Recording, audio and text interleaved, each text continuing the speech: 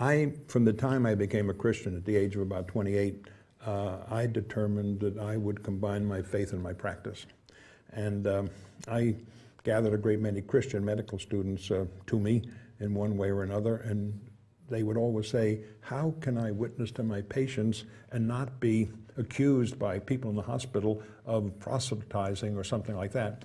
It's interesting, in these days, with mind-body medicine and prayer being talked about openly in hospitals, it's perfectly okay to talk to patients about their faith. But in the 1960s, if a nurse would have talked to a patient, her supervisor would reprimand her. If a doctor talked to a medical student talked to a patient, a doctor would reprimand him. You were not to confuse your faith with the patient's illness.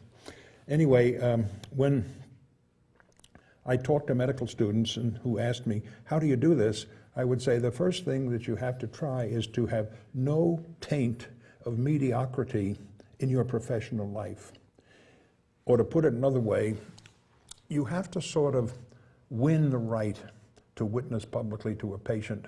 And the way to do that is to be the best doctor you can be, to be the most caring human being that you can be, to have the rest of your life without blemish and live with integrity so that nobody can criticize you, but can say, well, if he does that job so well, we'll let him get away with it.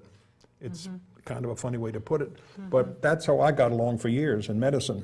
Nobody could criticize my surgery, my management of the service, my teaching, my research, and so they put up with this crazy Christian who shared his faith with his patients.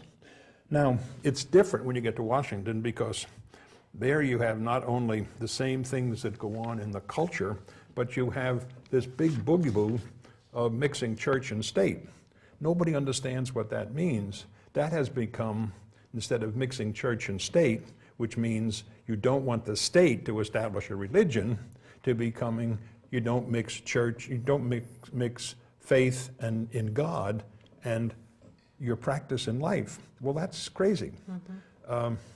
When I always am amazed at politicians who get on television and say, I can assure you that my faith, I'm a Roman Catholic, I can assure you my faith will have nothing to do with what I say in government. It's impossible. If you're a Roman Catholic, you think like a Roman Catholic. If you're Jewish, you think like a Jew. If you're evangelical Christian, you think like one of those. And if you're an atheist, you think like that.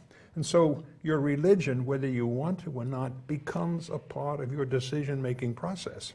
And so you can't separate it in here or in here, and therefore you have to come to grips with it on how the public is going to deal with it. And what I did was to do what I thought was right. I said a minute ago with many, many things that I said people didn't like. But I never saw a press criticize the process that I used to get from the dilemma to the solution I made. And the process I used to get from the dilemma to the solution was my own understanding of personal Christian ethics. And so you could say, to put this whole thing in another way, how did I live in the mucky world? I used my Christian ethics as the modus operandi to reach the place where I had to make a decision. Now, I also took an oath and said that I will uphold the Constitution and blah, blah, blah. So that means that if the law of the land says ABC, I can't stand up as an employee of the government and say, that's rubbish. I tend to avoid it. If I'm pushed on it, then I get to the place. If this were not the government and I were operating in practice, I would tell you I think it's wrong, but it's the law of the land, and I took an oath above. Well, people understand pretty well when you say that. He thinks it's terrible.